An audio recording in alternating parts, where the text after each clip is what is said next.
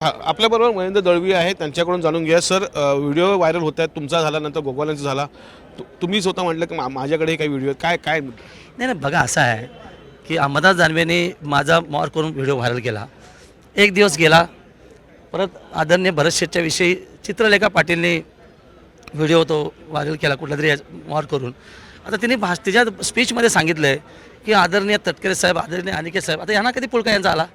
आघाडीचे घटक पक्षाचे नेते जयंत पाटलांची सून आहे ती, आणि पूर्व इतिहास रायगडचा माहीत आहे. यांनी केलेले वादविवाद लोकांना भोवलेत कितीतरी, आणि मग त्यांची बाजू घेऊन बोलणं याचा अर्थ असाच आहे की आम्हा तिघांना बदनाम करण्यासाठी तटकरे दिलेली सुपारी आहे. कधी दानवे, कधी चित्रलेखा, हे त्रिवार सत्य आहे. आणि ही सीडी आहे.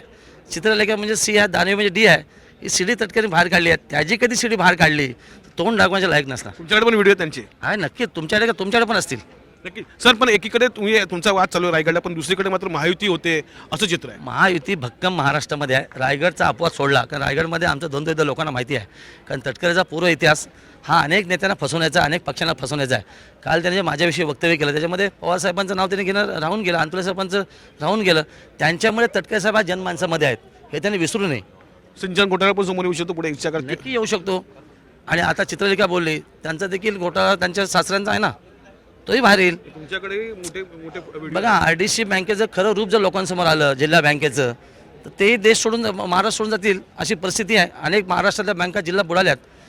ती काय हे नाही आहे. राजकीय कारकिर्दीवरती येईल तटकऱ्यांच्या. नक्की नक्की राजकीय. येस. महेंद्र दळवी होते, यांनी सांगितलेलं आहे का आमच्याकडेही व्हिडिओ आहेत तटकऱ्यांचे, आणि वेळ आली का आम्ही ते व्हिडिओ काढू, असा मोठा खुलासा महेंद्र दळवी यांनी केला. व्हिडिओ जर्नलिस्ट रवीसह कपिल राऊत, झी मीडिया, नागपूर.